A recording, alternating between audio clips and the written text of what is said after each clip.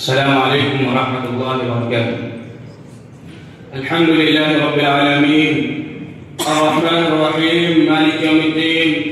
أشهد أن لا إله إلا الله وحده لا شريك له وأشهد أن محمدا عبده ورسوله.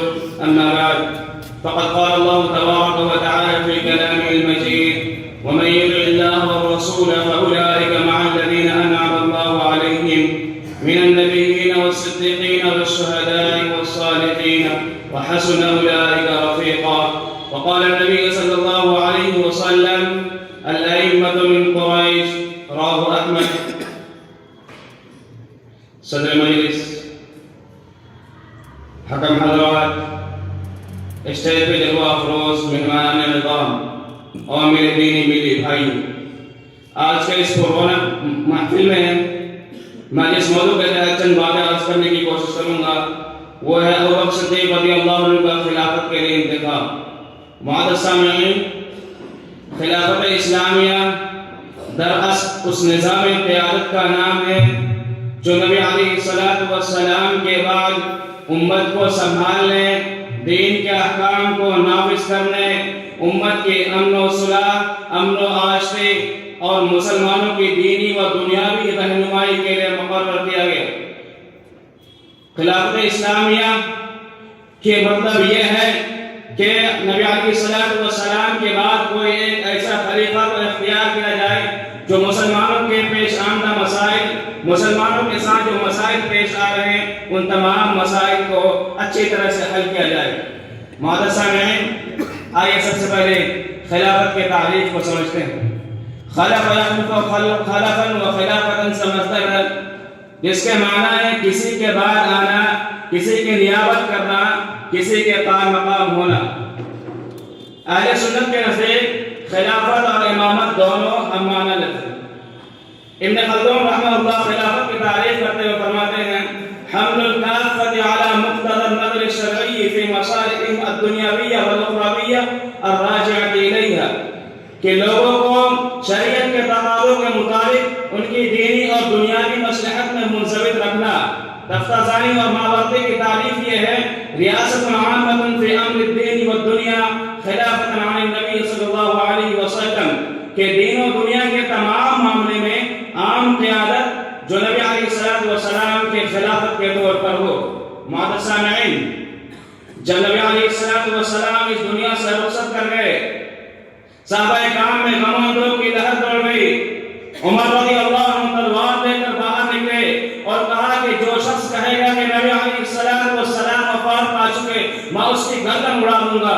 ابوبکر صدیق رضی اللہ عنہ صبر و عزیمت کے دامن کو تھامے ہوئے باہر تشریف لائے اور فرمایا: اما بعد فإن من كان يعبد محمدا قد مات ومن كان يعبد الله فإن الله حي لا يموت، کہ جان لوگو، جان لو کہ جو محمد صلی اللہ علیہ وسلم کی پرستش کرتا تھا، بے شک محمد صلی اللہ علیہ وسلم وفات پا گئے، اور جو شخص اللہ رب العالمین کی عبادت کرتا تھا، اللہ رب العالمین ہمیشہ زندہ رہیں گے، اسے موت نہیں آئے گی۔ نبی علیہ السلام کی وفات کے بعد امت کے سامنے تین بڑے مسائل پیدا ہوئے: قیادت کس کے سپرد کی جائے، دین کے احکام کون نافذ کرے، امت کا نظم و ضبط کس طرح قائم رکھا جائے۔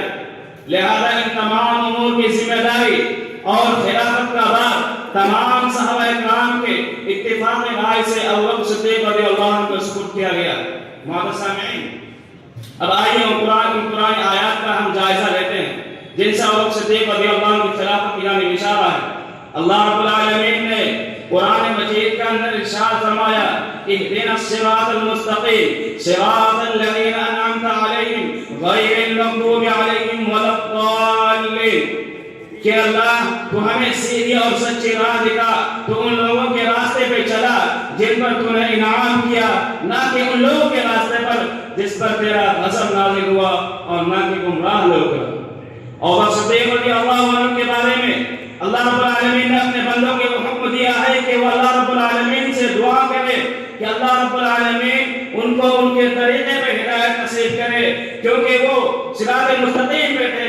ارشاد ربانی ہے: وَمَن يُطِعِ اللَّهَ وَالرَّسُولَ فَأُولَٰئِكَ مَعَ الَّذِينَ أَنْعَمَ اللَّهُ عَلَيْهِمْ من النبيين والصديقين والشهداء والصالحين وحسن أولئك رفيقا. کہ جو شخص اللہ اس کے رسول کے اطاعت و فرما برداری کرے گا تو وہ انبیاء، صدیقین، شہداء اور صالحین کے ساتھ ہوں گے جن پر اللہ رب العالمین نے انعام کیا. معزز سامعین، نبی علیہ السلام نے اس بات کی خبر دی ہے کہ ابوبکر صدیق رضی اللہ عنہ جماعت صدیقین میں سے ہیں، بلکہ جماعت صدیقین کا ایک فرد ہی نہیں بلکہ سب سے ممتاز، سب سے مقدم اور سب سے افضل انسان تھے، اور ان کا طریقہ مستقیم ہے. لہذا کسی عقل مند کو ادنا شک کی گنجائش نہیں ہے کہ نبی علیہ السلام کے بعد خلافت کا سب سے زیادہ حقدار ابوبکر صدیق رضی اللہ عنہ ہے. امام رازی رحمہ اللہ اہدنا الصراط المستقیم صراط الذین انعمت علیہم غیر المغضوب علیہم ولا الضالین، ان آیات کی تفسیر میں فرماتے ہیں کہ آیت ابوبکر صدیق رضی اللہ عنہ کی خلافت پہ دلالت کرتی ہے.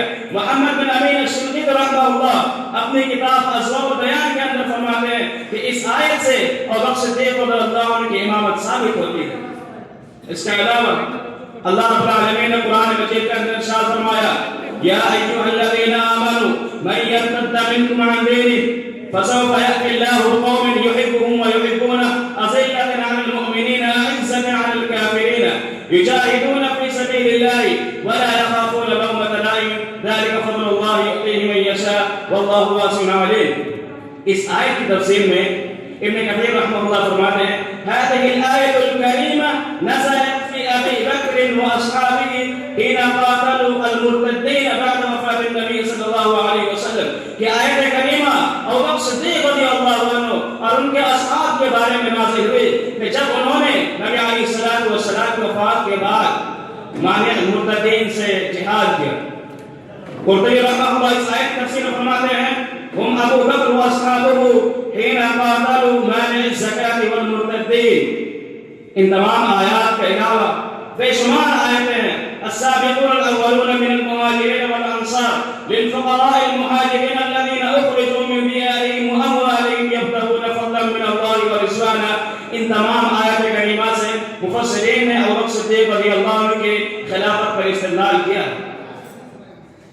اور مفسرین نے یہ بھی کہا کہ نبی علیہ السلام کے بعد سب سے پہلے فتنہ ارتداد اور مانع زکات کے خلاف کھڑا ہونے والا ابوبکر صدیق رضی اللہ عنہ تھے.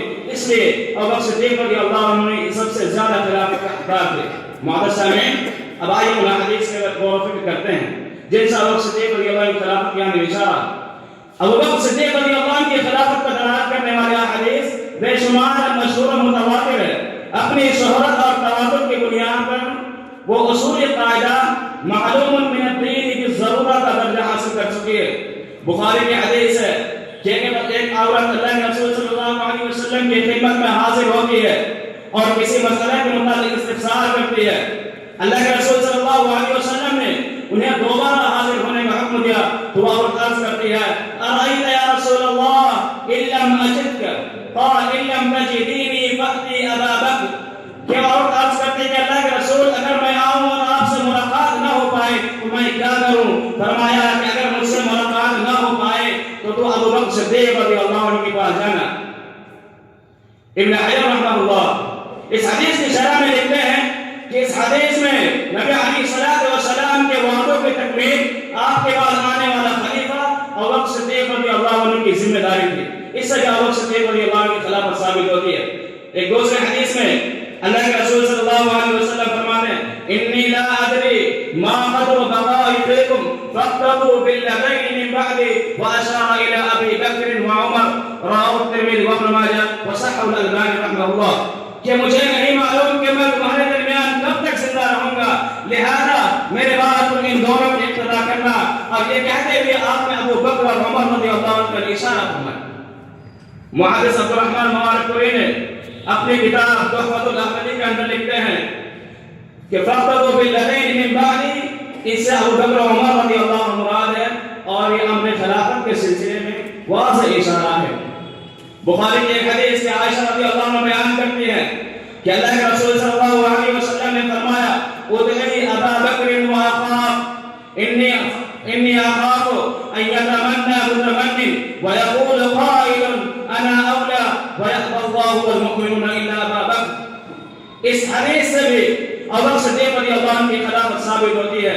ابو بکر صدیق رضی اللہ عنہ کی خلافت نص ثابت ہے یا نص خفی ہے، نص جدید ثابت ہے، اس کے بارے میں اہل سنت کا دو قول ہے۔